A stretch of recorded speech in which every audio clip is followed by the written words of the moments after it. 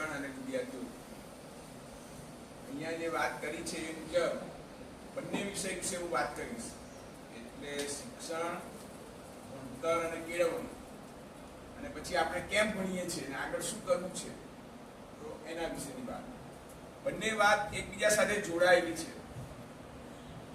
એટલે કારકિર્દી ઘડતા પહેલા આપણે ભણવા માટે શું કરીએ છીએ, ભણીને શું બનવા માંગીએ છીએ. મેં તો એવું કહ્યું કે સંવાદ એવું નામ રાખો, અને હું સંવાદ કરનારો, ડાયલોગ કરનારો માણસ. એટલે તમારામાંથી જે પ્રશ્નો પૂછે અને એના જવાબો મને જે રીતે અનુકૂળ પડે એ રીતે હું આપું, એવું કંઈક સેશન ગોઠવીએ. એવું મારો તો લગભગ મને એવું ગમે. એટલે મોટે ભાગે શું છે, વ્યાખ્યાન કરવું એ આમ સહેલી વસ્તુ છે, સંવાદ કરવો એ થોડીક અઘરી વસ્તુ છે.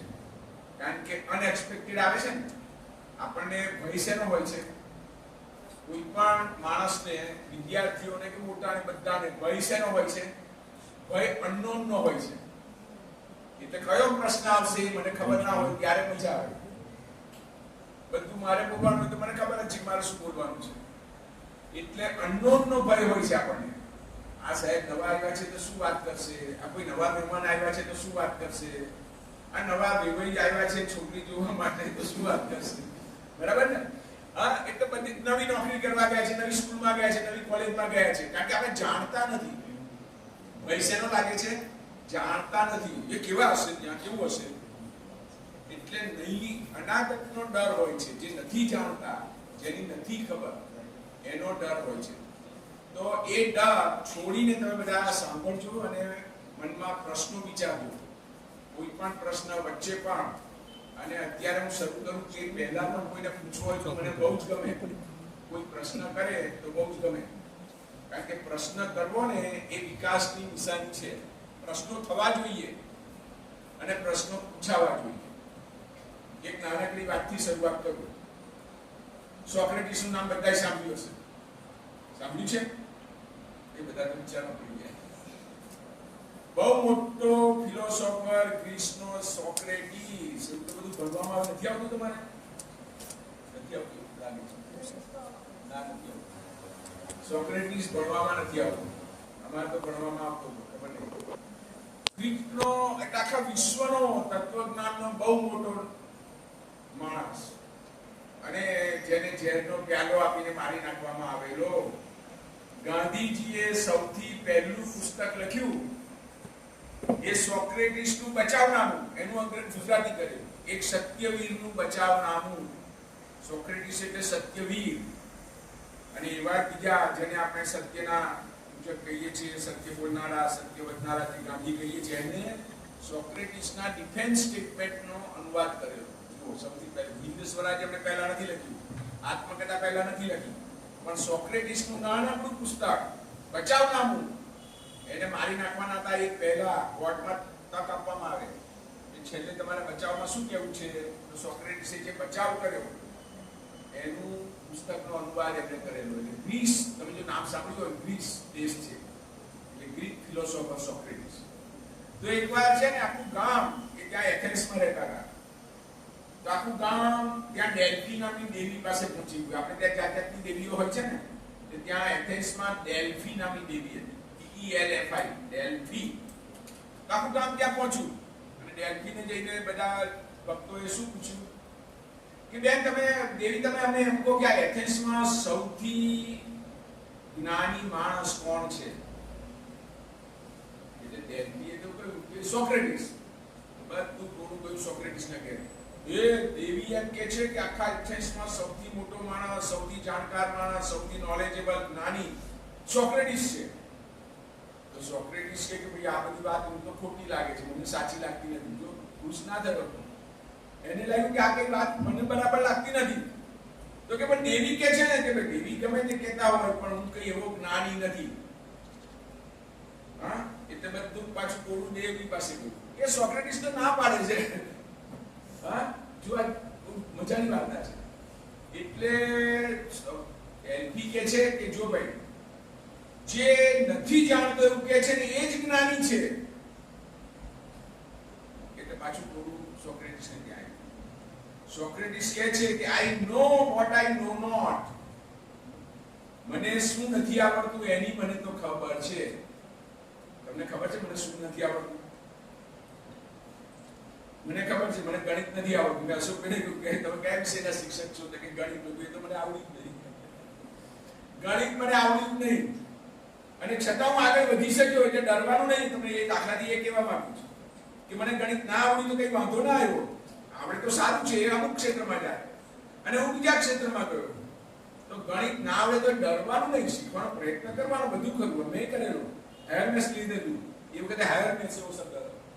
69 માં મેટ્રિક હતું જૂનું એમાં. એટલે ન્યુ એસએસસી નહોતું. એટલે હાયર મેથ્સ અને એરિથમેટિક અને આવું બધું હતું. એટલે પ્રયત્ન તો બહુ કરેલો. વેકેશનની બેચમાં પણ ભણવા ગયેલું. પણ ના આવડું તો ના આવડું. ગણિત ના આવડું.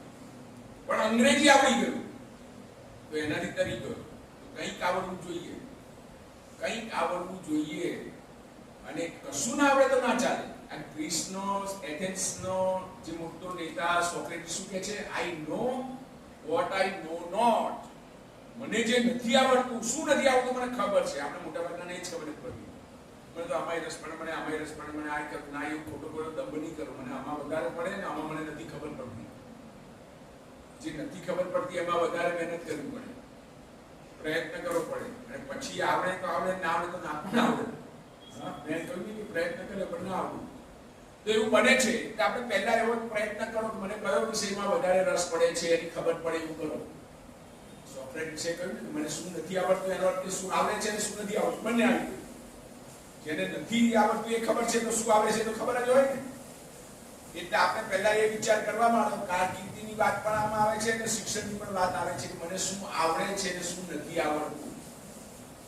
એ દરેક જણ પોતાની જાતને પૂછે, ખબર પડે કે મને આ 7 વિષય છે, 8 વિષય છે, એમાં આ વિષયમાં મારે. બધા ઘરમાં પણ બધા એવી રીતે નક્કી કરે છે તારે માર્ક્સ એમાં વધારે આવ્યા તો આમાં કેમ ઓછા આવ્યા. એટલે મોટે ભાગે આપણે એવું કહી દઈએ કે આ માર્ક વધારે આવ્યા એ મને આવડે છે અને માર્ક ઓછા આવ્યા એટલે ઓછું આવડે છે. એ ક્રાઇટેરિયા છે.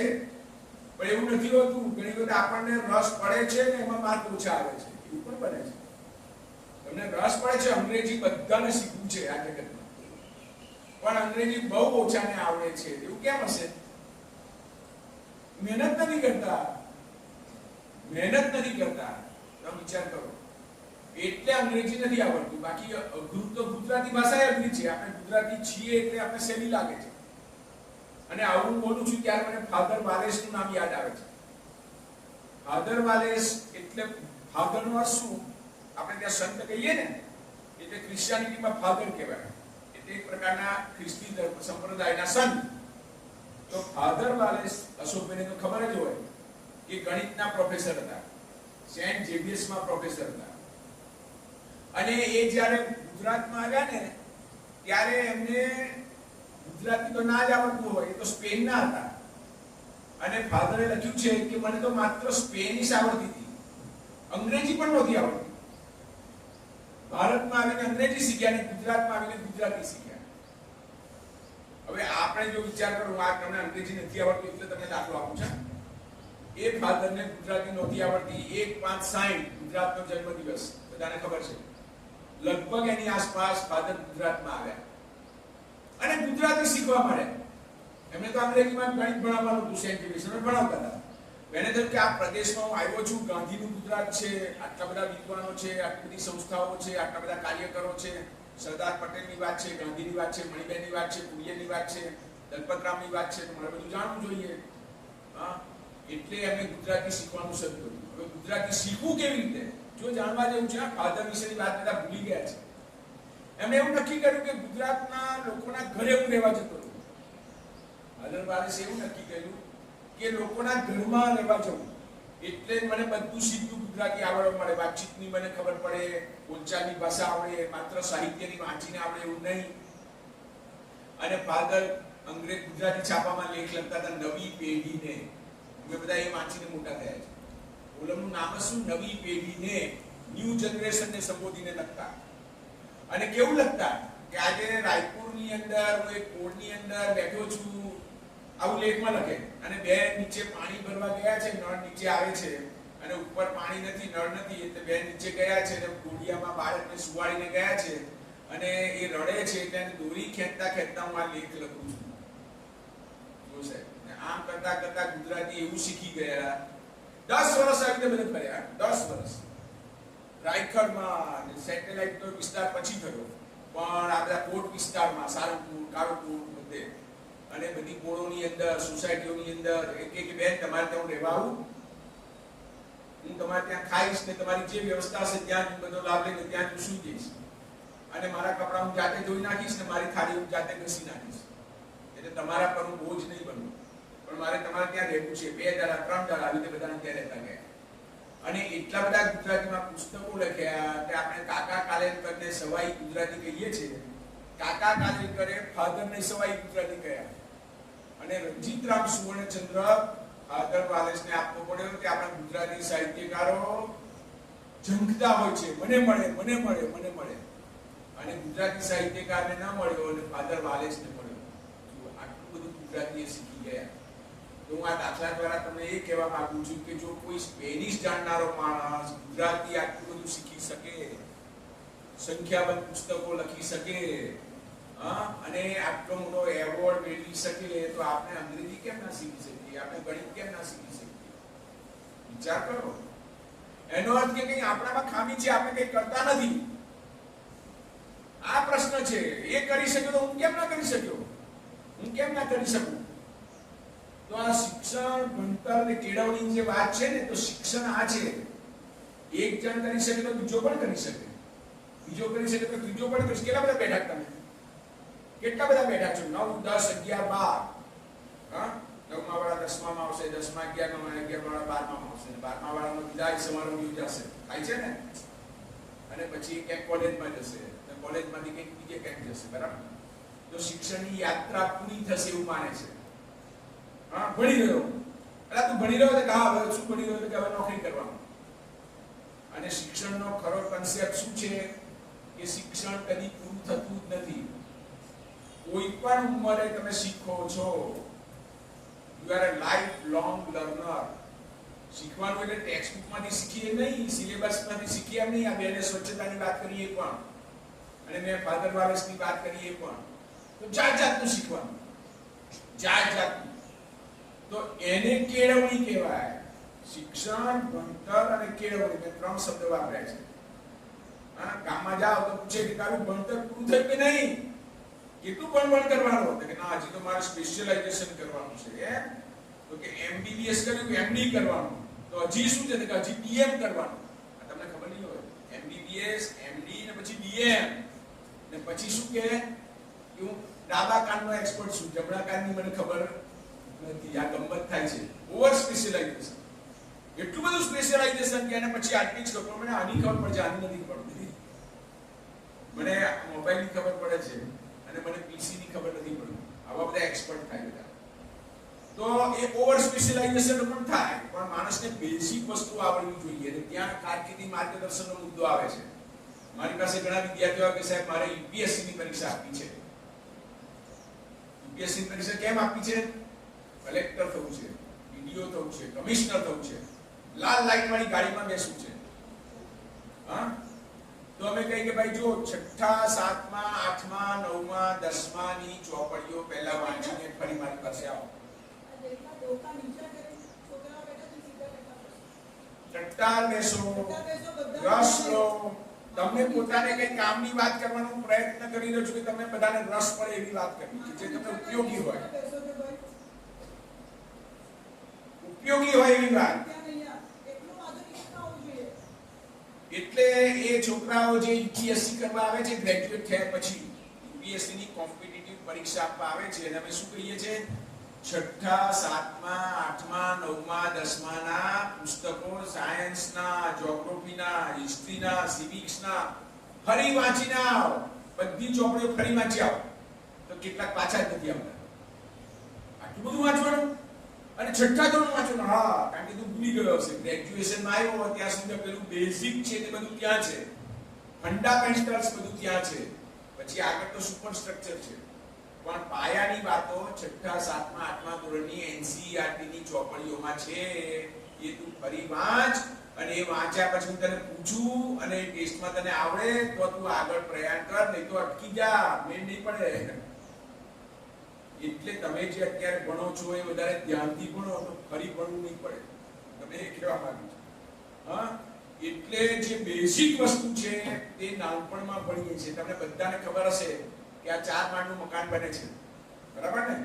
તો પાયો ઓછો મજબૂત હોય તો 4 માળ ટકી શકે નહીં, અને પાયો મજબૂત હોય તો 100 માળ પણ ટકી શકે. એટલે ફાઉન્ડેશન શુડ બી સ્ટ્રોંગ, અને એ સ્ટ્રોંગ હોય તો એના પર સુપર સ્ટ્રક્ચર ક્રિએટ કરી શકાય. ફાઉન્ડેશન નબળું હોય તો કરો તો કોઈ દાડો મુશ્કેલી ઊભી થાય ને કેટલાય લોકો દબાઈ જાય અને બની જાય. એટલે આ તમે જે ભણો છો માધ્યમિકમાં અને ઉચ્ચતરમાં, એક માધ્યમનું એક ફાઉન્ડેશન છે, એ પાયો છે, અને એ કરો તો તમે કારકિર્દીમાં આગળ વધી શકો. નહીં તો ફરી એ વાંચવું પડશે. અને બને જ છે કારણ કે બધા ભૂલી જાય છે. અમે બધાને પૂછ્યું પડી કે 10માં આવ્યો એટલે 9માં ભૂલી જાય છે, 9માં આવ્યો એટલે 8માં ભૂલી જાય છે. એવું નથી કરવાનું. પેલું બરાબર યાદ રાખવાનું છે, સમજવાનું છે અને આગળ વધવાનું છે. એનું નામ કારકિર્દી ઘડતર છે. કારકિર્દી તો જ ઘડાય, કેરિયર એડવાન્સમેન્ટ તો જ થાય કે ભણેલું આપણે ભૂલી ના જઈએ. ભલભલા ભૂલી જાય છે અને એને કારણે બધી મુશ્કેલીઓ ઊભી થાય છે. એટલે કેળવણી, જે મેં કાલે પણ આ બેને કહ્યું કે કાલે વાત કરી વિદ્યાર્થીઓ જોડે હોસ્ટેલના, તો મેં પહેલો પ્રશ્ન બેન એવો પૂછ્યો કે હું હોસ્ટેલમાં રહ્યો નથી તો સાચું કહેવાય કે ખોટું, એ મને કહો. મને હોસ્ટેલમાં રહેવાની તક મળી નથી તો એ સારું કહેવાય કે ખોટું? તો છોકરાઓ કહ્યું કે ખોટું કહેવાય. હા, અને તરત કહ્યું કે અમને અહીંયા સમય પાલનનું શીખવા મળે છે, અમને સ્વચ્છતાનું શીખવા મળે છે, અમને ડિસિપ્લિન શીખવા મળે છે, બધું બરાબર. એટલે બહાર પણ શીખી શકાય, પણ હોસ્ટેલ આ બધું શીખવાડે છે. એટલે ગાંધીજી એમ કહેતા હતા કે સ્કૂલમાં જવાનું અગત્યનું છે, પણ એનાથી અગત્યનું છાત્રાવાસ, છાત્ર એટલે વિદ્યાર્થી, આવાસ એટલે હોસ્ટેલ. એટલે હોસ્ટેલમાં રહેવું વધારે અગત્યનું છે ભણવા કરતા. ભણવાનું ખરું, પેલું વધારે અગત્યનું. કેમ? ત્યાં કેળવણી મળે છે, પેલામાં શિક્ષણ મળે છે. શાળામાં શિક્ષણ મળે, શાળામાં ભણતર થાય, અને પેલામાં કેળવણી થાય. નેશનલ એજ્યુકેશન પોલિસી એનઈપી 2020 એ આજે મોટી વાત શું કરે છે? કલ્ચરલ ટ્રેનિંગની જરૂર છે, ચારિત્રની કેળવણીની જરૂર છે. આખા દેશમાં ભણેલા વધવા માંડ્યા. આઝાદ ભારત થયો, દેશ આઝાદ થયો 1947માં, ત્યારે આપણી પાસે 25-30% જેટલી લિટરસી રેટ હતો. 25-30% લોકો, 130 જણા ભણેલા હતા. હવે આજે 70-80 જણા ભણેલા છે. 100 બહુ ઓછું બાકી છે. એનાથી વધારે થયું હશે, 70-80 થી પણ વધારે. અને છતાં દેશમાં પ્રશ્નો કેવા છે? લોકોના કામ કરવાના લોકો પૈસા માંગે છે, લોકો એકબીજા સાથે ઝઘડે છે, મારામારી કરે છે, ખૂન કરે છે, સાથે રહી શકતા નથી, કોઈને ઊંચા ગણે છે, કોઈને નીચા ગણે છે. આ દરેકમાંથી પ્રશ્નો પેદા થાય છે. એટલે તમારી શિક્ષણ નીતિ સરકાર એમ કે છે કે ચારિત્રનું ઘડતર પહેલા કરો ભાઈ. તમે ભણાવવાનું જે બી કરતા હોય તે કરો, પણ આ કરજો નહીં તો ભણ્યાનો કોઈ મતલબ નથી, ભણ્યો પણ ગણ્યો નહીં, એમ કે છે આપણે જૂના લોકો. તો ગણતરનું કામ કરો પહેલા, એમ કે એનઈપીમાં. અને હવે બધા એનો હિસાબ માંગે, ક્યાં લઈ ગયા, શું કર્યું, ભગવદ ગીતાનું તમે સમજાયું કે ના સમજાયું. જો આ બધી વાતો આવવા માંડી છે. એટલે કેળવણી એ અગત્યની છે. તો આપણે શેને માટે ભણીએ છીએ? મોટે ભાગે લોકો નોકરી કરવા ભણે. હા, છોકરી લગ્ન કરવા માટે ભણે. એવું પણ છે, પણ એટલું જ નથી. કારણ કે ભણે છે કેમ ખબર છે? છોકરી લગ્ન કરવા ભણે એમને ગમત નથી કરતો, પણ છોકરો એવું કહે છે કે કેટલું ભણેલી છે છોકરી, એને ભણેલી જોઈએ છે. અને ભણેલી છોકરીને લગ્ન નથી કરવું, એને આગળ વધવું છે, તો એને વધારે ભણવું છે. એને વધારે ભણવું છે, કારણ કે હવે એને ખબર પડી ગઈ કે કેરિયરમાં જે મજા છે એ અટકી જવામાં નથી. હજી આગળ કેરિયર બનાવવું છે. યુપીએસસી ની પરીક્ષા પાસ કરીને કલેક્ટર બનવું છે, ચીફ સેક્રેટરી બનવું છે. હા, આખા લોકોને માટે કાયદાઓ ઘડવા છે, લોકોને બધાને સમાજને સુધારવો છે, સમાજને આગળ લઈ જવો છે, ઉદ્યોગીકરણ કરવું છે, જાતનું કામ કરવું છે, સમાજ સેવા કરવી છે. સરકારી નોકરી સાથે આ બધું જ થઈ શકે છે. એટલે કન્યા કેળવણી જે વધતી જાય છે ને, એની અંદર આ 2-3 બાબતો છે. અને સારું છે કે એમને ભણવામાં વધારે રસ પડવા માંડે છે. એટલે કારકિર્દીના ઘડતર માટે આપણે ભણીએ છીએ બરાબર, પણ સાથે સાથે આપણું જીવન એ ભાઈ સારો અધિકારી છે, તો સારો માણસ છે, એ સારા શિક્ષક છે. આ બેન બહુ સરસ છે, આ સાહેબ બહુ સરસ છે. સરસ કોને કહે છે? આ વિદ્યાર્થી બહુ સરસ છે. મેં આવતા જોયું તો બધાના ક્લાસની બહાર એ બધા જ બુક બધા પેલા રેકમાં ગોઠવેલા હતા, બરાબર છે. અને અમે વચ્ચે કોઈ અધ્યાત્માનંદજી આપણા હતા, મોટા સ્વામી, ત્યાં સ્પીપાની અમારી જોડે બધા આશ્રમો છે, એમાં અધ્યાત્માનંદજી બાજુનો આશ્રમ. અને આમ એક મિત્ર ત્યાં બર્થડે હતી, બર્થડે પાર્ટીમાં અમે બેઠા હતા અંદર, અને અધ્યાત્માનંદજી પણ આવવાના હતા. તો અધ્યાત્માનંદજી આવ્યા પછી 10 મિનિટ સુધી અંદર ના આવ્યા. તો પેલો ગેસ બહાર જોવા કે આવી ગયા છે સ્વામી, હજી અંદર કેમ નથી આવતા? તો એ બહાર શું કરતા હતા ખબર છે? અંદર બધા જે આવેલા ને એમને બધા ચંપલ ગમે ત્યાં કાઢેલા હતા. સ્વામી એ બધા બબ્બે લાઈનસર ગોઠવ્યા અને પછી જ અંદર આવ્યા. લો જુઓ તમે, આ સ્વામીએ ના કર્યું તો ના ચાલે, પણ જેને આંખ ઉઘડી ગઈ છે ને એ કર્યા વગર રહે જ નહીં. એને એમ થાય કે આ કર્યા પછી અંદર જવું, એ પછી કરીશ એવું નહીં. એને એવું લાગે કે આ બરાબર નથી, આ બરાબર નથી, આમ ના થવું જોઈએ. તો કોઈને કશું કયા વગર એને ત્યાં 10 મિનિટ બગાડી બધું કરી દીધું, પછી જ અંદર આવ્યા. બધા કે શું થયું? કે આ તમે જરા શરૂ કરો. એનું કઈ એમાં કોઈ મોટી વાત પણ એમને ના કરી કે મેં કઈ બહુ મોટું કામ કરી નાખ્યું છે, એવું પણ નહીં. પણ એ કર્યા વગર રહી ન શકાય એવું તમારું હોવું જોઈએ. ડોક્ટર આ છે તે સ્વામીમાં આવ્યું ને બાકીના બધામાં કેમ ના આવ્યું? અને બાકીના બધા ભણેલા ગણેલા હતા અને એમને ચંપલો કેમ વ્યવસ્થિત નામ કે હવે એ લોકો જવાબ નથી આપી પાસે. જુઓ, બધા ભણેલા ગણેલા હતા, બધા અરબાન, બધા સમૃદ્ધ, શિક્ષિત, જ્ઞાની કહેવાય એવા, પણ આ કરતા નથી. આપણે કોન્શિયસ નથી એટલે આપણે કોઈ પણ પ્રવૃત્તિ કરીએ એના વિશે સભાન થાવ. આ બેનને ઉભા થઈને કહેવું પડ્યું. એનો અર્થ કે આપણે ક્યાં બેઠા છે, શું કરવા બેઠા છે એના વિશે આપણે સભાન નથી. We should be conscious at every moment. મારે અત્યારે શું કરવાનું છે હું કોન્શિયસ હોવો જોઈએ, તમારે શું કરવાનું તમે કોન્શિયસ હોવા જોઈએ, આપણે શું કરવાનું કોન્શિયસ. પ્રત્યેક જણ સભાનતાથી, એ મારું ધ્યાન નહોતું ને એટલે આવું થઈ ગયું, તો ધ્યાન રાખો. જવાબ આપણી પાસે હોય છે, એ મારું ધ્યાન નહોતું ને મારી બાજુવાળી એવું કરતી હતી, મને તો ખબર જ નહીં, એનું ધ્યાન જ નથી. તમારું બીજે પણ છે અને બાજુમાં શું થાય છે એનું પણ છે. શતાવધાની આના જે મહાત્મા ગાંધીની વાત એવી છે કે પરદેશ ગયા ને બહુ જાણવા જેવું છે. તમે ગુજરાતની બહાર નીકળો તો તમે ગુજરાત વિશે લોકો પૂછવા માંડે, અને ભારત બહાર નીકળો તો ભારત વિશે પૂછવા માંડે. અને આપણે તો કઈ ખબર જ ના હોય. તો મોહન તો ત્યાં ઇંગ્લેન્ડ પહોંચી ગયો અને બધું ત્યાં લંડનમાં ભણતો હતો. પછી બધા કે તમને ગીતા વિશે ખબર છે, તમને વેદો વિશે ખબર છે? ના, મને તો કાંઈ ખબર નથી. તો ભારતને તો લોકો એવી રીતે ઓળખે છે, ગીતાનો દેશ, વેદોનો દેશ. આજે લોકો ઓળખે છે ગાંધીનો દેશ. તો ગાંધી વિશે ખબર ના હોય તો પેલા કહે કે લે આને તો કાંઈ ખબર નથી. તો ગાંધી કહે કે મને શરમ આવવા મળી કે મને ભારત વિશે આ બધી ખબર જ નથી ને પેલા લોકોને તો બાઇબલ વિશે ખબર. અને મને કહે કે તમારું અમારું બાઇબલ ઊંચું છે ને અમારો ધર્મ વધારે સરસ છે ને આમ છે ને તેમ છે. એટલે હું છે ને છે ક્રિશ્ચિયાનિટી તરફ વળી જતો હતો. પછી મને પ્રશ્નો થયા કે આપણે ત્યાં ઉભી છે આ લોકો દાવો કરે છે એવું બધું. એટલે શ્રીમદ રાજચંદ્રને એમને પ્રશ્નો લખીને મોકલ્યા, 27 પ્રશ્નો. જો યાદ હોય તો એની ચોપડી જુદી બહાર પડેલી છે, કયા 27 પ્રશ્નો હતા અને રાજચંદ્ર કયા જવાબ આપ્યા. અને એના કારણે ગાંધીનું સમાધાન થયું અને ખ્રિસ્તી બનતા અટકી ગયા. આવું ગાંધીએ પોતે લખ્યું છે.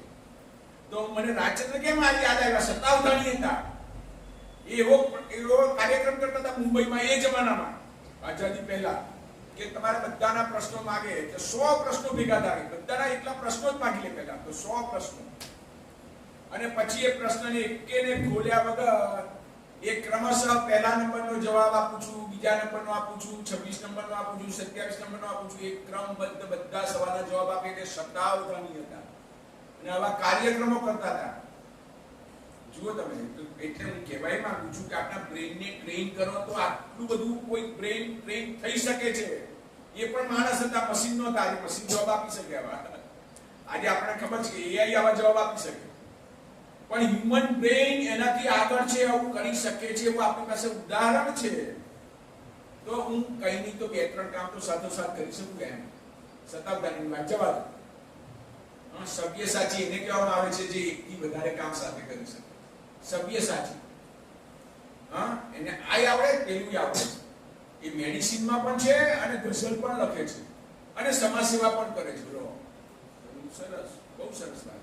એટલે માત્ર ઓપરેશન નથી કરતા, માત્ર એ મોટું કામ છે, પણ એટલું મોટું કામ કરવા ઉપરાંત બીજું પણ કરે છે ને ત્રીજું પણ કરે છે, ચોથું પણ કરે છે. તો that is possible.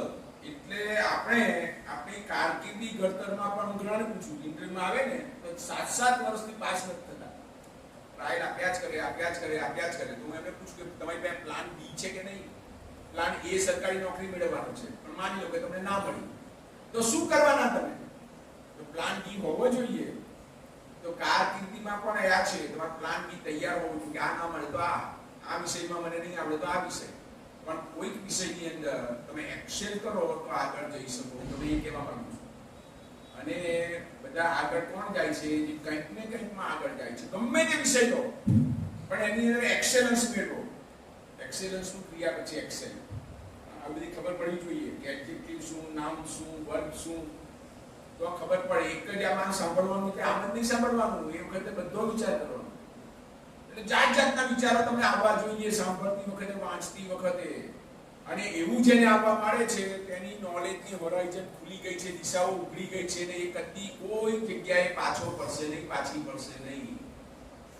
તો એવી કેળવણી, એવું શિક્ષણ, એવું ભણતર, તો બધું કમ્બાઈન થઈ જાય. તો કમ્બાઈન થઈ જાય. 3 શબ્દો જુદા છે, બીજા 13 પણ છે શિક્ષણ વિશે. આ 3 જ નથી. ગુજરાતી ભાષા બહુ સમૃદ્ધ છે. આપણે ત્યાં સંસ્કૃતમાં અમરકોશ છે. અમરકોશ એના માટે જ છે કે જેમાં પાણીના 200 શબ્દો આપેલા છે, અગ્નિના આટલા શબ્દો આપેલા છે, એ અમરકોશ છે. તો સિનોનિમ્સની ડિક્શનરી ઓફ સિનોનિમ્સ, એને અંગ્રેજીમાં થેસરસ કહેવાય. થેસરસ પાછો ગ્રીક શબ્દ છે. જો હવે આ બધામાં રસ પડવો જોઈએ. we should take interest in many fields. હું તમને એવું કહેવા માંગુ છું કે તમે આ એવા તબક્કે છો કે જ્યારે તમે અનેક વિષયોમાં રસ લેવાનો પ્રયત્ન કરી શકો, અને એ કરવો જોઈએ, એવું શીખવાડવું જોઈએ. એકમાં તમે આગળ વધો એ બરાબર છે, એમાં એક્સેલ કરો જ, પણ you should have knowledge of different fields at the same time, simultaneously. અને એવું જે કરશે એ કેરિયરના બજારમાં કદી પાછો પડશે નહીં. અને એક જ વસ્તુ કરવા ગયો અને એ ના મળ્યું તો એને એટલી બધી નિરાશા થશે. તમને બહુ દુઃખદ વાત એવી છે કે જે બહુ એમ્બિશિયસ છે તે પછી સુસાઇડ પણ કરી દે છે, કારણ કે એને જે જોઈએ છે તે મળતું નથી, અને નથી મળ્યું એ પચાવી શકતો નથી. સક્સેસને પચાવવી જેટલી અઘરી છે એવું ફેલિયરને પચાવવું પણ અઘરું છે. સક્સેસને પચાવવી કેમ અઘરી છે? મગજમાં તોર આવી જાય, એ મને જ આવડે છે, તને તો ના આવડે, અરે એવું ના હોય. તો એ સફળ લોકોમાં આવું ઈગો આવી જાય છે, સુપર ઈગો આવી જાય છે.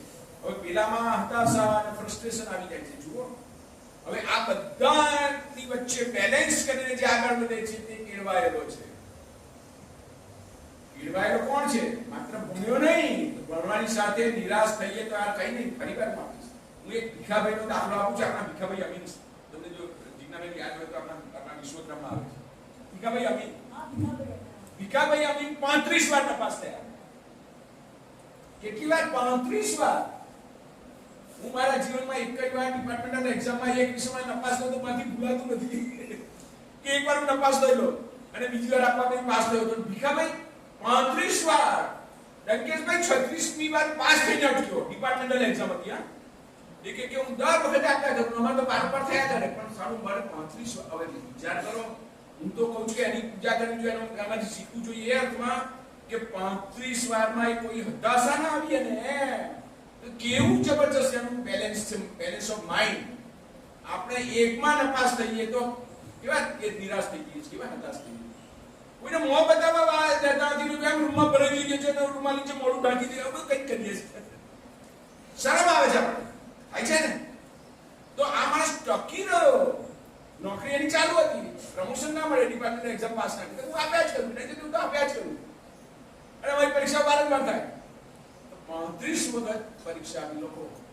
શું વાત છે યાર? અત્યારે છે મારી જોડે આવે છે, બેને ઓળખે છે, હું રિટાયર થઈ ગયા હવે.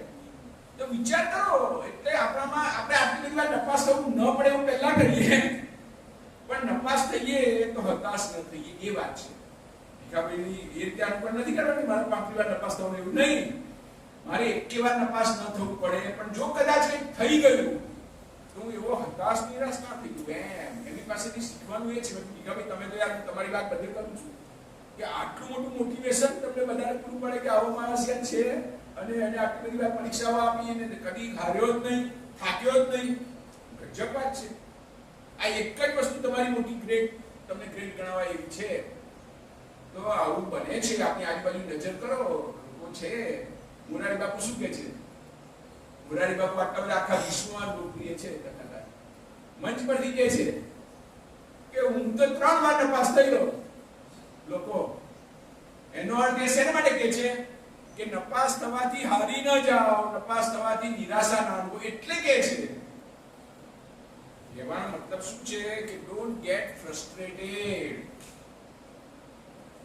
હા, એ વસ્તુ મહત્વની છે. ફ્રસ્ટ્રેશન તો આવી જાય છે ને આજકાલ હવે જો સાંભળો, હવે તમારી નવી પેઢીના નવા રોગો શરૂ થયા છે. લાઇફસ્ટાઇલ ડિસીઝ તો આપણે બધા જાણીએ છીએ, બીપી ને ડાયાબિટીસ, પણ હવે ન્યુરોલોજિકલ ડિસઓર્ડર્સ. ન્યુરોલોજિકલ ડિસઓર્ડર્સ એટલે આપણું મેન્ટલ બેલેન્સ આપણે સાચવી ન શકીએ, એમાંથી ઊભી થતી ગરબડો. એ મારો માર્ક ઓછા આવ્યા. હવે ઓછા આવ્યામાં આટલું બધું શું છે? ફરી વધારે લાવજે, પણ ઓછા આવ્યા એટલું પણ સહન કરી શકતા નથી. ના આવવા જોઈએ, બરાબર, બીજી વાર વધારે મહેનત કરજે. તો આ એને પાછું એને કાઉન્સેલિંગ કરવું પડે છે, એને ક્યાંક લઈ જવું પડે છે, અને આ બધા પ્રશ્નો પેદા થયા છે. ઓવર સ્પેશિયલાઇઝેશન થયા છે, ઉલટા આવા થયા છે. બ્રાઇટ લોકોને આવા થયા છે. બ્રાઇટ હોય ને મારો એક માર્ક કેમ ઓછો થઈ ગયો, એક ગયો કેમ, આટલું બધું થાય છે. અને એમાં એ પછી બેલેન્સ કોઈ બેસે છે. તો કારકિર્દીની સાથે આ બધી બાબતો જોડાયેલી છે. નોકરી તો મળશે, શિક્ષકની નોકરી મળી, ને કોઈને શિક્ષણાધિકારી ની મળી, અને કોઈને શિક્ષણ સચિવ ની મળી. હા, બધું થશે. અને કોઈને ના મળી તો એને બધી ટેક્સ્ટબુકની ચોપડીઓ છાપીને પ્રેસ શરૂ કર્યું. એવું નથી, બધું એ થઈ ગયા. આઈએએસ માં જે લોકો નપાસ થાય તો શું કરે ખબર તમને? આઈએએસ ના ક્લાસીસ શરૂ કરે. જો આ જાણવા જેવું છે. આઈએએસ ના સિવિલ સર્વિસીસ ના કોમ્પિટિટિવ પરીક્ષાના ક્લાસીસ ચલાવનારા મોટા ભાગના દે ફેલ્ડ ઇન યુપીએસસી એક્ઝામ્સ. પણ એ યોગ્ય છે, કારણ કે એને હવે બધા છોકરાઓને શીખવાડી શકે છે કે હું ક્યાં ક્યાં નબળો પડતો હતો અને એટલે રહી ગયો. તેમાં તમારે અહીંયા આમ નહીં કરવાનું, આમ નહીં કરવાનું, આમ નહીં કરવાનું, એ શીખવાડી શકે છે. એટલે એની પાસે અનુભવ છે, અને અનુભવથી એ ફેલિયરને કેવી રીતે જીતીને સક્સેસ તરફ લઈ જવાય એ તમને શીખવાડે છે. એટલે એ ક્લાસ વાળો બહુ મહત્વનો છે. જુઓ તમે, એટલે કોઈ બાબતમાં નિરાશ નહીં થવાનું. કર્યું એને 5-6 વાર પરીક્ષા આપી, 4 સાહેબ તો છે ને ઓરલ સુધી પહોંચેલો, ઓરલમાં 2 વાર ગયો, 2 માર્ક માટે રહી ગયો, 1 માર્ક માટે રહી ગયો. આવે છે અમારી પાસે બધા વિદ્યાર્થીઓ ઉમેદવાર, હવે આમ કરે છે. કોઈ વાંધો નહીં, થઈ ગયો તો થઈ ગયો. તો એનો તો પ્રશ્ન, એની કોઈ ચર્ચા કરતું જ નથી. રહી ગયો એને શું કર્યું? થઈ ગયો, એ ક્લિયર કટ ઓફ માંથી આગળ આવી ગયો. તમને ગભરાવા માટે પણ વાસ્તવિક તમને કહું, હા, કે ગ્રેજ્યુએટ થયા પછી પણ સીધી નોકરીઓ આજે મળતી નથી. હવે ટીચર્સને પણ ટાટની ને એચટાટની પરીક્ષાઓ આપવી પડે છે. એવી રીતે દરેક નોકરીની અંદર એ લોકો પોતાની બેંક વાળો પોતાની પરીક્ષા લે છે, એલઆઈસી વાળો એલઆઈસી ની લે છે, સરકાર વાળા જીપીએસસી ને યુપીએસસી ની પરીક્ષા લે છે. ગ્રેજ્યુએટમાં તારા 90 માર્ક આવ્યા કે 99 આવ્યા, મારે તને સીધો લેવો નથી. અમારી પરીક્ષામાં તારું ઈ બતાવ અને એમાં કેટલે આવે છે તો તને લઈએ. અને એમાં તો કે આ વખતે 10 જ જગ્યા છે, આ વખતે 100 જ જગ્યા છે, આ વખતે 1000 જગ્યા છે, અને બેઠા છે કેટલા? 10 લાખ. કેટલા? ગમત નથી કરતો, 10 lakhs every year. અને જાહેરાત કેટલાની આવે છે? 700, 800, 900 યુપીએસસી ની પરીક્ષાની વાત.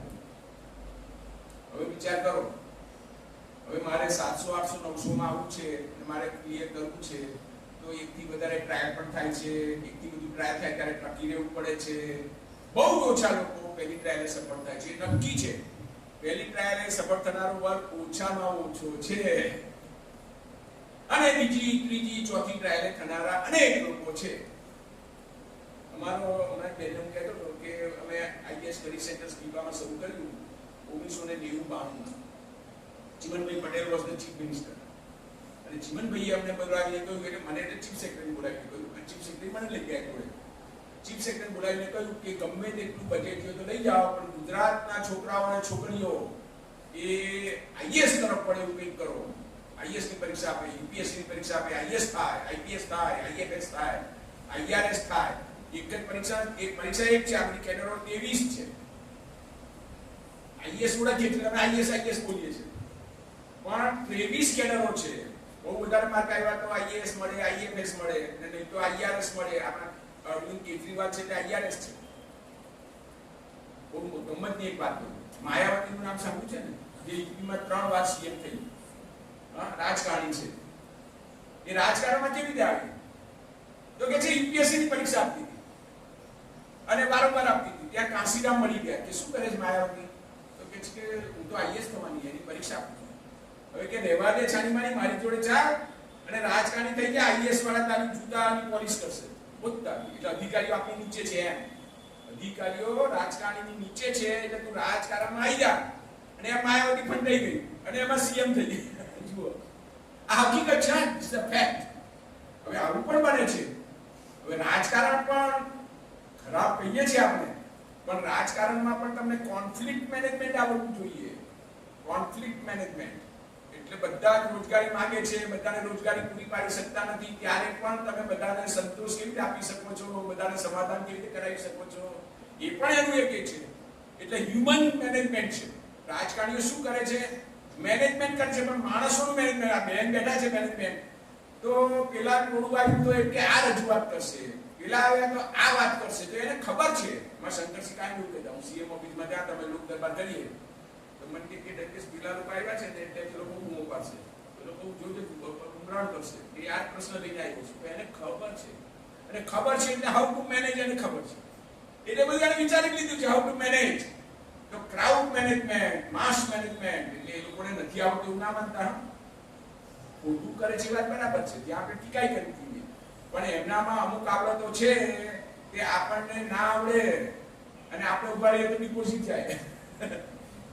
આ બધું પણ શીખવા જોઈએ. કેરિયર એટલે પોલિટિકલ કેરિયર પણ સમજવાનું છે. તો એજ્યુકેશનલ કેરિયર એવું નથી કહેતો, જાતની કેરિયર. મેં ના કહ્યું કે આ યુપીએસસી ના ક્લાસીસમાં ફેલ થયા પરીક્ષાઓ, તો તમે એને ક્લાસીસની કેરિયર જો, અને એમાં તમે થાઉઝન્ડ્સ ઓફ રૂપીસ ને લેક્સ ઓફ રૂપીસ ને લોકો ઉમેદવારો ભણવા આવે છે. એટલે જે કંઈ કરો એ રસપૂર્વક કરો, નિષ્ઠાપૂર્વક કરો અને એચીવ કરવાનો પ્રયત્ન કરો, અને કરતા કરતા નિષ્ફળતા આવે તો એને પચાવતા શીખવા. મારો મેસેજ આ છે, મહત્વની વાત આ છે. કરો ખરા, કરવાનું જ છે, પણ ન થાય તો હતાશ થવાનું નથી, નિરાશ થવાનું નથી. એટલે કેળવણી એટલે ચારિત્રની કેળવણી. એટલે મને કોઈ સારો માણસ કે આજે અધિકારીઓ બધા છે, પણ લોકો શોધે છે કે સારો અધિકારી કોણ છે. સારો અધિકારી કોણ છે તો કોઈ ગેરંટી પૂર્વક કહી શકતું નથી. એક વખતે એક પીએસઆઈ ના એની હું ઇન્ટરવ્યુ લેતો હતો અને મેં એને પૂછ્યું કે પોલીસ તંત્રમાં આટલું બધો ભ્રષ્ટાચાર કેમ છે? તો ઉમેદવાર મને શું કહે છે ખબર છે? ના ના સાહેબ, પોલીસ તંત્રમાં ભ્રષ્ટાચાર નથી. એટલે મેં તું શું કામ આવું કે છે? તારા આખા રાજ્યનો પોલીસ વડો કાલે ટીવી પર એવું બોલતા હતા કે અમારા પોલીસ તંત્રમાં ભ્રષ્ટાચારને અંકુશિત કેવી રીતે કરવો એ અમારે મન મોટી સમસ્યા છે. તો તું શું કામ ના પાડે? તારે જવાબ એવો આપવાનો કે સાહેબ બધા ભ્રષ્ટાચારી છે, પણ હું નથી, હું આવું કરીશ, હું આવું કરી બતાવીશ. એ જવાબ છે. નથી એ જવાબ બિલકુલ ખોટો છે. એ તમે આંખ નીચાવણા કરો એ વાત જ નથી. જગત તો આટલું બધું છે, એની અંદર આપણે સર્વાઈવ થવાનું, એની અંદર આગળ વધવાનું. જગત આવું જ છે. એ ભ્રષ્ટાચારી છે, નકામું છે, દોષિત છે. એની અંદર આપણે આપણા ચારિત્ર પરથી, કેળવણીથી, કેરિયરથી કેવી રીતે આગળ વધીએ એ બધાને કમ્બાઈન કરીને આગળ વધવાનું છે. That is what I want to tell you. એટલે એક સાથે બધામાં પગ મૂકવાના છે અને એમાં કોઈ પડી જવાનું નથી.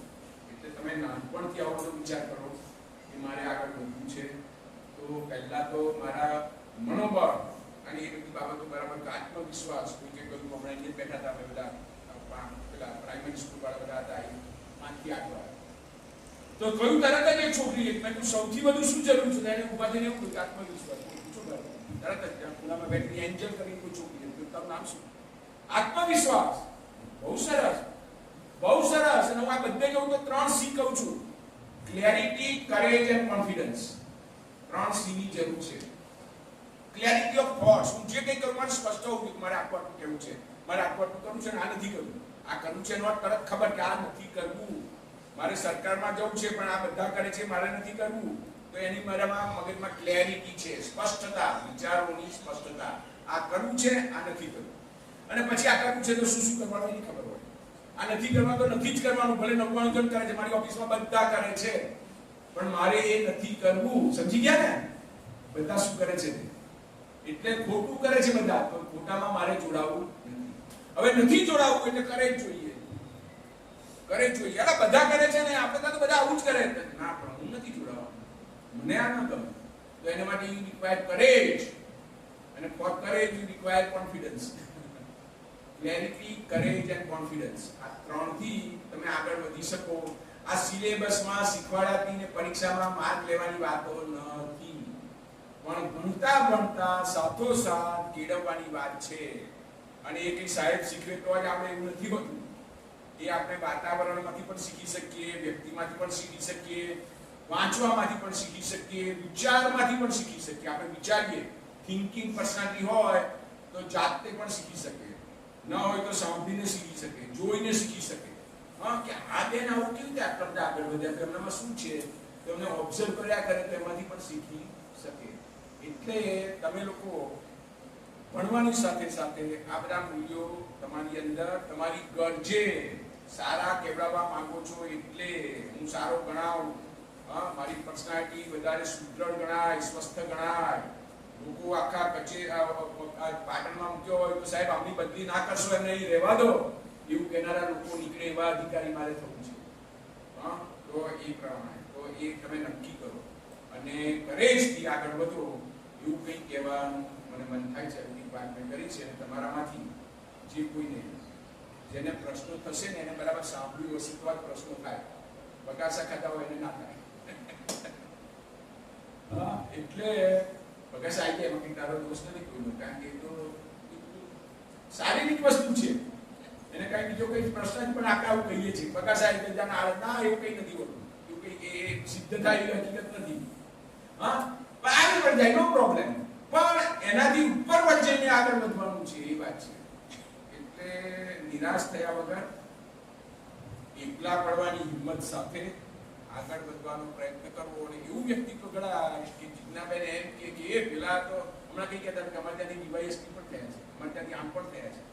તો યોગાંજલિ ગર્વ લે, ગૌરવ અનુભવે, તમારું કુટુંબને ગામ અનુભવે. હા, આજે મેં બધા ઘણાને ખબર છે કે આ સાહેબ તો કે એમનું આ ગામ, આ તો આખા ગામને રોશન કર્યું લો, કારણ કે એની સાથે તરત આ એ ગામની વાત કરી, એ સાહેબ તો આ ગામના, લેડી સાહેબ તો કે અમરેલીના, આખા અમરેલીની વાત કરી. બોલો, તો એવી વાત છે. એટલે તમારા બધામાં પોટેન્શિયલનો અર્થ શું કે મારામાં જે શક્તિઓ છે તેની મને હજી ખબર જ નથી, એને પોટેન્શિયલ કહેવાય. પ્રગટ થઈ ગયા ને નહીં, પછી તમને તક મળે ત્યાં તમે તો કે હા હું તો બધા વચ્ચે બોલાવીને તો હું 10 મિનિટ બોલી શકી, તો તમને ખબર પડી કે મારામાં આવી બધી શક્તિ છે, અત્યાર સુધી તમને જ ખબર નહોતી. અને સહેજ પણ ફફડાટ વગર હું 10 મિનિટ આટલા બધાની વચ્ચે ઊભી થઈને બેને બોલાવીને તો હું બોલી, તો એ તમારો કોન્ફિડન્સ એટલો બધો વધી જાય કે બીજું બધું વધારે સારું કરી શકે. તો આવી રીતે તમે બધા આગળ વધો એવી શુભેચ્છાઓ. અને પ્રશ્નો આવશે તો મને આનંદ થશે, નહીં તો યાદ રહેશે કે કોઈ પ્રશ્નો નહોતા પૂછે. Thank you.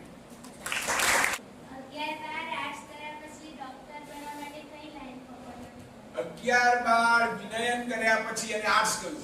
વિનયન, વાણિજ્ય અને વિજ્ઞાન, બરાબર. આર્ટ્સ એટલે વિનયન. ખબર છે તને વિનયન શબ્દ ખબર છે? નથી ખબર, લોકો આર્ટ્સ જ જાણે છે. એટલે બેસે એટલે એવું કહેવા માંગે છે કે 11-12 મેં વિનયન કર્યું હોય, આર્ટ્સ કર્યું હોય, કોમર્સ સાયન્સ ન કર્યું હોય તો ડોક્ટર થવા માટે શું કરી શકાય?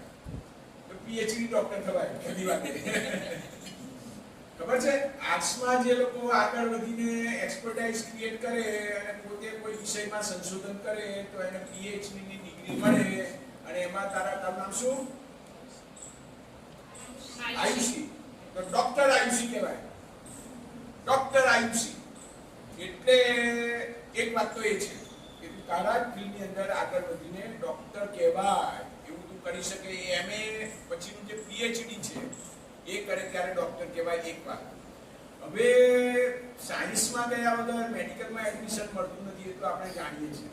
અને એનું કારણ એ છે કે એ બધું બેકગ્રાઉન્ડ જરૂરી છે કે તને એમબીબીએસ નું master of bachelor of medicine and bachelor of surgery. MBBS એટલે શું છે? જો પેલામાં બીએ અને બીકોમ ને બધું સહેલું છે. એમબીબીએસ એટલે વચ્ચેના બીજી શરૂ કરવાનું, બેચલર ઓફ મેડિસિન. એમબી છે ત્યાં ઊંધું કરવાનું. અને બેચલર ઓફ સર્જરી એટલે બેનો ગ્રેજ્યુએટ છે. એને મેડિસિન પણ આવડે છે ને ભાડકા ઓપરેશન પણ આવડે છે, સર્જરી લો ઓપરેશન. જો આ બધું તમને કોઈ શીખવાડ્યું ન આવે, મોટું હવે મોટા થયા પછી ખબર પડી તો હું તમને બધાને પહેલા શીખવાડું છું. તમારા તબક્કે આવી ખબર જ નહોતી કે આ BA BSc BCom ખબર, CA ખબર, પણ MBBS નો ફૂલ ફોર્મ કરવાનું નથી ખબર. બેચલર ઓફ મેડિસિન એમ થી શરૂઆત નથી કરવાની જવાબ આપવામાં. બેચલર ઓફ મેડિસિન અને બેચલર ઓફ સર્જરી તો એ અત્યારે છે નહીં સાયન્સ વગર, પણ કદાચ ક્યાંક શરૂ થતું હોય, હવે નવું હોય તો મારે અપડેટ થવું પડશે. પણ મારી જાણકારીમાં સાયન્સ બેકગ્રાઉન્ડ વગર મેડિકલમાં એડમિશનનું શક્ય હજી સુધી નથી. એટલે ત્યારે ત્યાં તો સાયન્સ લેવું જોઈએ, અથવા તો તે વિનયન લીધું છે, આર્ટ્સ લીધું છે, એમાં PhD ની ડિગ્રી મળી અને ડોક્ટર આયુષી બનવાનો પ્રયત્ન કરવો. આવું છે. Anyone else? તો હું વિચાર ડિપ્લોમા કરું 11 કરું. જો આ બહુ સમજવા જેવી વાત છે. જો આપણે ત્યાં 3 પગથિયા છે પણ લોકો સમજતા જ નથી. આપણે ત્યાં ITI છે, આપણે ત્યાં પોલિટેકનિક છે અને આપણે ત્યાં એન્જિનિયરિંગ કોલેજો છે. આ 3 પગથિયા છે. જેને બહુ ના આવડ્યું, બહુ ભણી શકતો નથી, બહુ ના કરી શક્યો, તો ITI ના જુદા જુદા ટ્રેડ એ 8મા 9મા 10મા પછી થઈ શકે છે. તો ITI માં એડમિશન મેળવવાનું, જેને માટે 11-12 કરવાની પણ જરૂર નહીં. તો ITI ના જાતના ટ્રેડ છે ને ઓછું નથી. હા, ટાઈમ્સે એકવાર સ્ટોરી બનાવી, ટાઈમ્સ ઓફ ઇન્ડિયાએ શું સ્ટોરી બનાવી કે ઇલેક્ટ્રિકલ એન્જિનિયર કરતા આપનો વાયરમેન વધારે કમાય છે. તો વાયરમેન નું ITI માં ભણવાનું. અને ખરેખર જે ઓટોમોબાઈલ એન્જિનિયરિંગ નો પ્રોફેસર છે એની ગાડી કે સ્કૂટર બગડી જાય ત્યારે પેલો અભણ ગેરેજ વાળો એને રિપેર કરી આપે છે. એ નથી કરી શકતો. જુઓ તમે, આ બધું સમજવા જેવું છે. એટલે સ્કિલ ડેવલપમેન્ટ, પેલાને સ્કિલ છે, એને ઓછું ભણ્યો છે પણ એ ગાડીઓ ખોલ કરે છે તો આવડી ગઈ છે. એને તમારે મારી જોડે એવા ભાઈ બેસે છે ગાડીમાં, એક મિત્ર છે જે આવું આખા બધું કાંઈ ભણ્યા નથી. પૂજા સાહેબ, તમારી ગાડીમાં આ અવાજ આવે છે ને એટલે આ જગ્યાએ કઈ ફોલ્ટ છે. ઓતારી એને એવી ખબર પડી જાય છે. વિશ્વેશ્વરૈયાનો કિસ્સો એવો છે. મોટા એન્જિનિયરિંગના ફોર ફાધર ગણાયેલા, વિશ્વ પિતામહ ગણાયેલા વિશ્વેશ્વરૈયા ગાડીમાં બેઠા હતા. એને એવું કહ્યું કે આ ગાડી આગળ જતા 2 સ્ટેશન જશે પછી એક્સિડન્ટ થશે. તો બધા આજુબાજુના પેસેન્જર રસ્તા દેખી તને આવું બધું ક્યાંથી ખબર પડે? થયું. એને એટલી ખબર પડી કે આ અવાજ કંઈક આવો આવે છે તો આ ફોન છે ને આટલુંથી વધારે નહીં ચાલી શકે. પણ થયું જ. લો જુઓ હવે કેટલી મોટી સ્કીમ, એવી મોટી સ્કીમ. તો એ જે ગટ ફિલિંગ જે હોય છે, હવે મને આપણે ફ્યુઝ બાંધતા આવડતું નથી.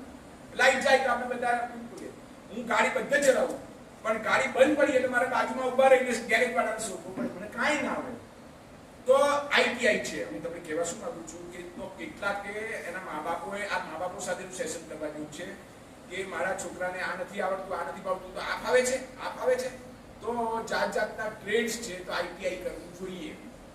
પછી જો લોકો આવડતું હોય તો 10મા પછી પોલિટેકનિક છે, જેમાં ડિપ્લોમા કોર્સ મળે. અત્યારે જે એન્જિનિયરિંગની વાત કરીને તો 10મા ધોરણ પછી પોલિટેકનિકમાં જઈ શકાય. ત્યાં પણ અનેક ટ્રેડ્સ છે, બધી બ્રાન્ચીસ છે એન્જિનિયરિંગની.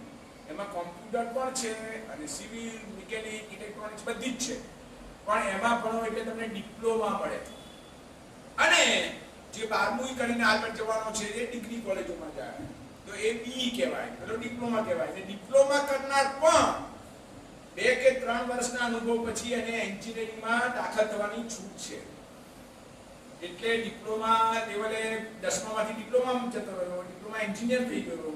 હા, અને હવે એને ગ્રેજ્યુએટ એન્જિનિયરિંગ ગ્રેજ્યુએટ થવું છે તો એના માટે સ્કોપ છે. મેં એવા અનેક લોકો જોયા છે કે જે BE કરતા ડિપ્લોમા વાળા હોય અને નોકરીમાં દાખલ થઈ ગયા અને બહુ આગળ પહોંચી જાય છે.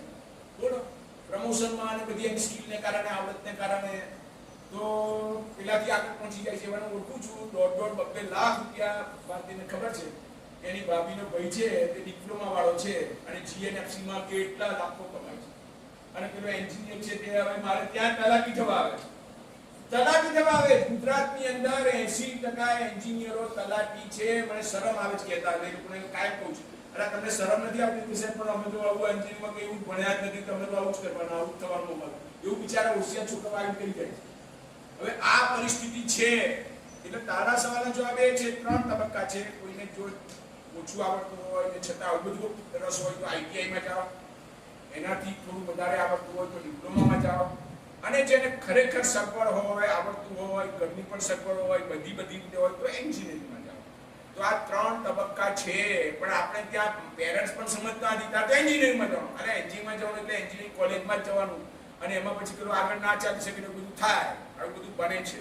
એટલે વિવેકપૂર્વક આપણે આપણી જાતનું એસેસમેન્ટ કરીને મારે આઈટીઆઈમાં જવા જેવું છે. પેરેન્ટ્સની મદદ લો, બીજાની મદદ લો, જાતે આ તબક્કે ન પણ ખબર પડે તો ડિપ્લોમા કરવો છે, ડિગ્રી કરવી છે કે સર્ટિફિકેટ કોર્સ. આઈટીઆઈ નો સર્ટિફિકેટ કોર્સ કહેવાય, સર્ટિફિકેટ, ડિપ્લોમા એન્ડ ડિગ્રી. તો આ 3 તબક્કાઓ છે, અને સરકારે વર્ષોથી આ વ્યવસ્થા ઊભી કરી છે, અને બધો ધસારો કોલેજ તરફ થાય છે. અને કોલેજમાં એન્જિનિયર થયા પછી એમને નોકરી નથી મળતી એન્જિનિયરિંગ. હું તો ચોંકી ગયો. ગઈકાલે મારી પાસે એક જણ આવ્યો તો ફોરેન્સિક સાયન્સ નો એમએસસી 75%. એટલે મેં કીધું આ મારી આમાં કેમ આવ્યો છે ક્લાસ 1 2 થવા? તું જાણે ફોરેન્સિક તો મેં શબ્દ નહોતો સાંભળ્યો. આવું મોટું સાહેબ એમાં સ્કોપ નથી. લો હવે જુઓ, તમે આટલું સ્પેશિયલાઇઝેશનમાં જતા રહ્યા અને ફોરેન્સિક નો એમએસસી પોસ્ટ ગ્રેજ્યુએટ થયો 70% એટલે ડિસ્ટિંક્શન, અને કહે છે કે સ્કોપ નથી. હવે હું મામલતદાર થવા આવ્યો છું. આવા માટે રોજ બધા આવે છે ને આ બધું ખબર પડે છે એટલે હું આ બધું કહી શકું છું. નહીં તો મને વધારે તો આ બધાને જાત અનુભવથી ખબર પડે છે. થોડી ખબર છે ને વધારે આ બધાની ખબર પડે છે. અને જાતના લોકો ઇન્ટરવ્યુમાં એમને ભણાવવા જાઓ તો ક્લાસમાં બધા ને પૂછું, પહેલા તમે બધા કેટલું ભણેલા છો મને કહી દો. તો બીએ બીકોમ કોક જ હોય છે, એમફાર્મ ને એમએસસી ને એન્જિનિયર ને એ જ બધા હોય છે. અને ખરેખર આઈએએસ થવા માટે બીએ બીકોમ વાળાનું વધારે તક છે, કારણ કે એ બધા વિષયોનું વધારે આવે છે. આર્ટ્સમાં જે કહ્યું ને, આર્ટ્સ વાળાને યુપીએસસી ક્લિયર કરવા માટે વધારે સારું છે, કારણ કે એ બધું ભણે છે ત્યાં આવે છે. પેલા બધા ભણતે નથી આવતું, ઓછું આવે, એમનું ઓછું આવે છે, આર્ટ્સનું વધારે આવે છે. હિસ્ટ્રી, સોશિયલ સાયન્સ આ બધું વધારે આવે છે. પોલિટિક્સ, પર્યાવરણ, કોન્સ્ટિટ્યુશન આ બધું વધારે આવે છે, સિવિક્સ ને બધું. તો આવી બધી ખબર પડી જોઈએ. એટલે આર્ટ્સ વાળો પાછળ નથી, પછાત નથી, પણ એ મહેનત કરીને ટેકનિકલ કોર્સિસ વાળાથી આગળ નીકળી શકે એમ છે. પણ એની બધાને માહિતી આપવાની. એની વડે એક બીજા કોઈ પણ હોય તો બોલો. જો આઈએએસ બનવું હોય તો શું ગુજરાતીમાં પરીક્ષા આપી શકાય? યસ. હવે મારી નાખો 80 થી આ સગવડ થઈ ગઈ છે. હમણાંથી નહીં, 80 એટલે કેટલા થયા? 40 45 વર્ષ થયા. એટલે ઇન્ટરવ્યુ પણ ગુજરાતીમાં આપી શકાય, મેન્સ પણ ગુજરાતીમાં લખી શકાય. પહેલા સગવડ નહોતી. આની શરૂઆત થઈ ને તમને જાણવા જેવું છે. આઈએએસ નો પહેલા શું હતા? આઈએએસ ના પહેલા આઈસીએસ હતા. આઈસીએસ ની પરીક્ષા તો ઇંગ્લેન્ડ આપવા જઈ પડે, ભારતમાં થતી જ નહોતી. અને તમને ખબર છે સત્યેન્દ્રનાથ બોઝ સૌથી પહેલા થયેલા, અને સુભાષ બોઝ બધું ક્લિયર કર્યું, પણ કે તારે ગુલામોની સેવા નથી કરવી, દેશ સેવા કરવી છે. તો આઈએએસ માં ના, આઈસીએસ માં ના ગયા. જો પાસ થયા પછી ના ગયા. શ્રી અરવિંદ આઈસીએસ થયા પછી ના ગયા. જુઓ તમે, એટલે આવા પણ નીકળ્યા છે. એટલે એમને હીર બતાવ્યું કે આઈ કેન ક્લિયર. નહીં તો તમે માનો નહીં ને. એટલે એને પરીક્ષા કેમ આપી? તમે એવો પ્રશ્ન થાય કે હું બતાવવા માંગુ છું કે હું કેપેબલ છું, પાસ કરી બતાવ્યું ને હવે મારે નથી જોવું. એવા લોકો પણ નીકળ્યા છે. એટલે સિવિલ સર્વિસીસની પરીક્ષા જે છે એમાં મીડિયમથી ગભરાવાની જરૂર નથી, પણ અંગ્રેજી સારું કરવાની જરૂર એટલે માટે છે કે આજે પણ સારું મટીરિયલ કોઈ પણ વિષયનું હોય તો અંગ્રેજીમાં ઉપલબ્ધ છે, અને બાકીનું ટ્રાન્સલેટેડ આવે છે. એ તો હકીકત છે બધામાં. એટલે તમારે સેકન્ડ વર્ઝનથી ચલાવવું પડે છે. એટલે અંગ્રેજી આવડતું હોય તો અંગ્રેજી એ લાઇબ્રેરી લેંગ્વેજ છે, રેફરન્સ લેંગ્વેજ છે. એ આવડે તો ઓરિજિનલ બુક્સ સુધી તમે જઈ શકો, અને નહીં તો તમારે સેકન્ડરી ટ્રાન્સલેટેડ ભાષાંતરિત સાહિત્યથી ચલાવવું પડે. આ વાત છે. બાકી તમે કરી શકો છો, એમાં સહેજ પણ ગભરાવાની જરૂર નથી. એટલે મીડિયમથી ગભરાવાની જરૂર નથી. અને ગુજરાતી છોકરાઓ આવી રીતે ગુજરાતી મીડિયમથી અનેક લોકો સફળ થયા છે. સરસ પ્રશ્ન પૂછ્યો ને. It's an intelligent question, very much required question, and it can clear much confusion in the minds of the children. Good, fine. Engineer બનવું હોય તેના માટે શું કરવું પડે? એના માટે થોડી વધારે જાણકારી. આઈટી આ મારો વિષય નથી, પણ આઈટી નો વિષય સોફ્ટવેર. આ સોફ્ટવેર ને હાર્ડવેર. સોફ્ટવેર એટલે જે દેખાતું નથી, ને હાર્ડવેર એટલે જે દેખાય છે. તારા હાથમાં માઇક છે એ હાર્ડવેર છે, પણ એની અંદર કંઈક એવી સિસ્ટમ છે કે એની અંદર તારો સાઉન્ડ વધારે મોટો થાય છે. હા, એ સોફ્ટવેર છે. હા, એટલે એવું કંઈક છે. જે આપણે સમજાતું નથી એ સોફ્ટવેર તમારે ક્રિએટ કરો. સોફ્ટવેર તો જાત જાતના એપ્સ બધા તૈયાર કરે છે, પેલા શું કે છે ને એ બધું તૈયારી તમે બધા કરો છો, પેલા પેકેજીસ બધા તૈયાર કરો છો કે તમારે એડમિશનનું કરવું છે, તમારે પરીક્ષાનું કરવું છે, તમારે આ કરવું છે.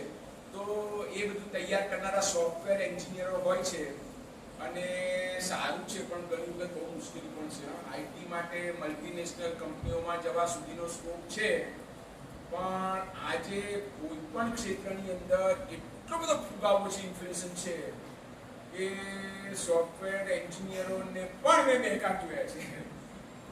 પછી તમારે એમાં એવી આવડત હોવી જોઈએ કે હું માત્ર નોકરી કરું એવું નહીં, હું મારા ઘરે જોબ વર્ક કરીને સોફ્ટવેર વિકસાવી શકું, એવું કરી શકાય છે. એટલે તમારો કોઈ બોસ નહીં અને છતાં તમે કંઈક વર્ક લો અને વર્ક કરીને એને આપી દો અને યુવાન તમે તમારી જાતે કમાઈ શકો અને ઘરે બેસીને નાનકડી જગ્યા, નાનકડો રૂમ, નાનકડી ઓફિસ લઈને તમે બધું ડેવલપ કરી શકો અને જે તમને ઓર્ડર મળે એ પ્લોટ કરીને એને આપી દઈ શકો, તમે કમાઈ શકો. એવી તાકાત હોવી જોઈએ, પણ ઘણા બધા નથી હોતી. ઘણા બધા માત્ર નોકરી જ કરી શકે. એવું ના હોવું જોઈએ. નોકરી મળશે તો સારું છે, પણ નોકરી ન મળે તો મોદી સાહેબ એ જ કહે છે ને કે નોકરી કરનાર નહીં, નોકરી દાતા બનો. એટલે કે તમારી નીચે 2-3 જણને રાખો, એવું કંઈક તમે કરો. તો એવું કરવા માટે વધારે કેપેસિટી જોઈએ, કેપેબિલિટી જોઈએ અને એ બધું વિકસાવતા પહેલા કોન્ફિડન્સ જોઈએ. હું કરી શકીશ. ઓબામા અમેરિકાનો પ્રેસિડેન્ટ 2 વાર ચૂંટાયો, ત્રીજી વારની તો સ્કોપ જ નથી એના કોન્સ્ટિટ્યુશનમાં, પણ 2 વાર આ 2 શબ્દ પરથી ચૂંટાયો. I can. આખા અમેરિકાને એવું કહ્યું એને કે આઈ કેન, હું કરી બતાવીશ, હું કરી શકીશ. તો તારે આઈ કેન એ કેપેસિટી બધાએ ડેવલપ કરવી